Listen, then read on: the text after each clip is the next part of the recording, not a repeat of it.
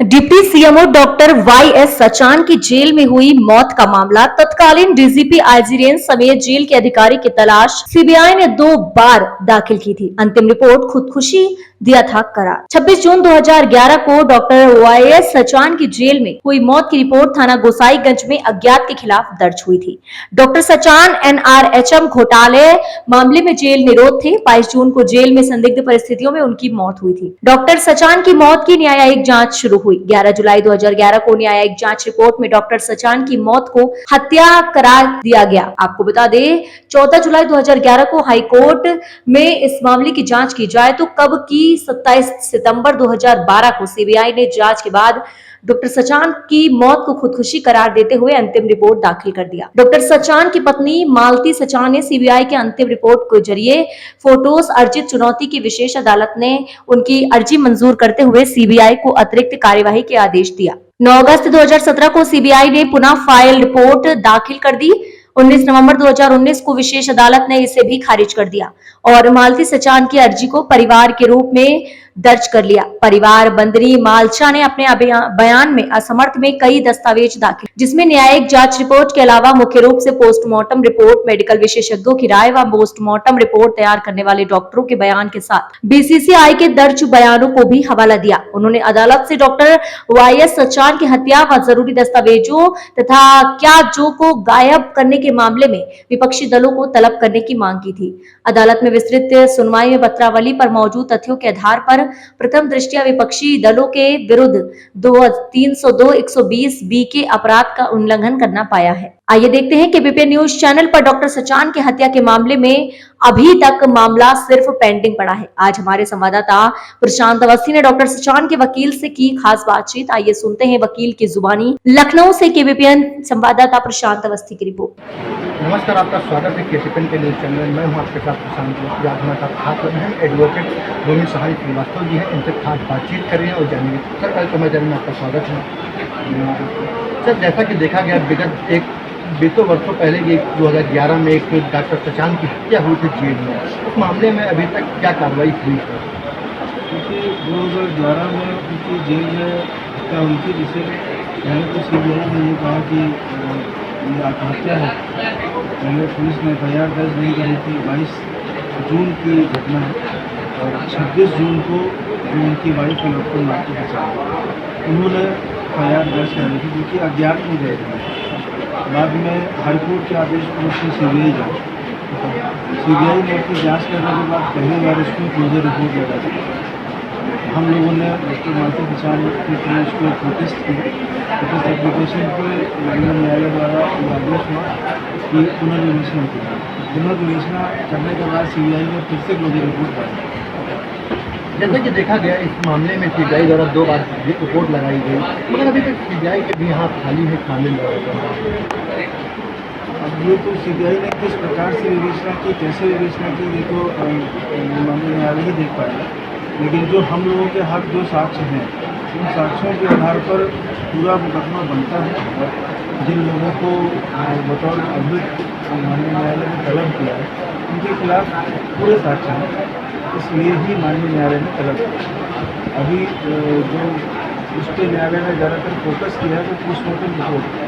Postmortem report में doctor Sachan की body पर 9 चोटें थी। इसमें एक लिगेचर मार्क था जो गले में हमले का निशान होता है, और 8 चोटें। 8 चोटों में वो चोटें उनकी इतनी गहरी थी, दोनों कलाइयों पर, दोनों हाथ पैर के जांघों पर और गले पर जो चोटें थी वो ऐसी चोटें थी जो स्वयं को व्यक्ति कार्य नहीं कर सकता, कम से कम आत्महत्या करना। लेकिन सीबीआई ने सारी चीज़ों को नज़रअंदाज करते हुए इसको आत्महत्या माना और उन्होंने केस को क्लोज किया। जो मौजूदा समय के जेलर थे उनके खिलाफ अभी तक क्या तहरीर नामजद दर्ज हुई है कि नहीं? अभी जो हम लोगों ने साक्ष्य न्यायालय के समक्ष प्रस्तुत किए हैं, जो डॉक्टर मालती सचान जो परिवादी हैं उनकी जो मांग थी तो यही थी कि जो भी लोग प्रथम दृष्टया इस मामले में अभियुक्त हो सकते हैं, क्योंकि डॉक्टर सचान न्यायिक अभिरक्षा में थे, जेल में थे, तो जेल में रहने के दौरान अगर किसी की मृत्यु होती है वो पूरी जिम्मेदारी जेल के अधिकारियों को होनी भी चाहिए। न्यायालय ने इन्हीं चीज़ों को ध्यान में रखते हुए जेल के अधिकारियों को अभियुक्त बनाया है और जो तत्कालीन डीजीपी तत्कालीन नज़रअंदाज करते हुए इसको आत्महत्या माना और उन्होंने केस को क्लोज कर दिया। जो मौजूदा समय के जेलर थे उनके खिलाफ अभी तक क्या तहरीर नामजद दर्ज हुई है कि नहीं? अभी जो हम लोगों ने साक्ष्य न्यायालय के समक्ष प्रस्तुत किए हैं और जो डॉक्टर मालती सचान जो परिवादी हैं उनकी जो मांग थी तो यही थी कि जो भी लोग प्रथम दृष्टया इस मामले में अभियुक्त हो सकते हैं, क्योंकि डॉक्टर सचान न्यायिक अभिरक्षा में थे, जेल में थे, तो जेल में रहने के दौरान अगर किसी की मृत्यु होती है तो पूरी जिम्मेदारी जेल के अधिकारियों को होनी भी चाहिए। न्यायालय ने इन्हीं चीज़ों को ध्यान में रखते हुए जेल के अधिकारियों को अभियुक्त बनाया है और जो तत्कालीन डीजीपी, तत्कालीन एडीजी प्रिजन और तत्कालीन आईजी जोन इन 3 और लोगों को मुलजिम बनाया। उसमें डॉक्टर मालती सचान का बयान ये था कि जब उनकी जिस दिन हत्या हुई उसी दिन मीडिया पे और सारी जगहों पे तत्कालीन जो डीजीपी थे उन्होंने ये आकर के बयान दिया था कि डॉक्टर सचान ने आत्महत्या की और उनका सुसाइड नोट होने नहीं लगा। लेकिन वो सुसाइड नोट कभी भी उन्होंने न सीबीआई को दिया न पुलिस को दिया। उस सुसाइड नोट पर क्या हुआ, इतने जिम्मेदार अधिकारी के पास से वो सुसाइड नोट गायब हो गया। तो ये उनकी तरफ से बहुत बड़ी लापरवाही है और इसके अलावा जो और अन्य अधिकारी हैं उन सबकी तरफ से भी इसी मामले में बहुत सारी लापरवाहियाँ बरती गई हैं, जिसके कारण उनको 120 दिन में मुलजिम बनाया गया। जैसा कि देखा गया गोसाईगंज में थाने में तहरीर भी नामजद कुछ लोगों के खिलाफ गई थी, क्या कार्रवाई हुई होती है? ये जो पहली बार तहरीर दी गई थी, जो FIR हुई थी वो अज्ञात दी गई। इसमें अभी तक क्या कार्रवाई हुई है? उस तहरीर पे ही सीबीआई ने जांच की थी और फाइनल रिपोर्ट, अंतिम रिपोर्ट, क्लोजर रिपोर्ट जिसको कहते हैं, सीबीआई ने लगाई। तो उसमें अभी तक क्या कार्रवाई हुई है? देखा गया कि इसमें 2011 का मामला है, अभी तक कोर्ट में विचाराधीन है। इसमें आपके द्वारा क्या आगे की प्रक्रिया की जा रही है? 8 साल केस तो अपनी तरफ से सीबीआई ने खत्म कर दिया था, बंद कर दिया था, लेकिन परिवादिनी द्वारा उसका उस जो क्लोजर रिपोर्ट थी इस पर प्रोटेस्ट फाइल किया गया और प्रोटेस्ट फाइल करने के बाद माननीय न्यायालय ने उनकी बातों को माना। जो साक्ष्य उन्होंने प्रस्तुत किए उसको उन्होंने कंसिडर किया और कंसिडर करने के बाद ही ये 6 लोग जो नाम आप सुन रहे हैं उनको बताओ अभियुक्त तलब किया है। तब वो जो जिन लोगों को तलब किया है वो लोग न्यायालय में आएंगे, अपनी बात कहेंगे, बिल वगैरह कराएंगे। तो डॉक्टर सचान की पत्नी है, उनके द्वारा अभी तक क्या कार्रवाई की जा रही है? इसमें कार्रवाई की जा रही है? ये उन्हीं की पैरवी है जो 2 बार उन्होंने प्रोटेस्ट एप्लीकेशन फाइल की है, तो इसी एप्लीकेशन पर ही ये आदेश हुआ।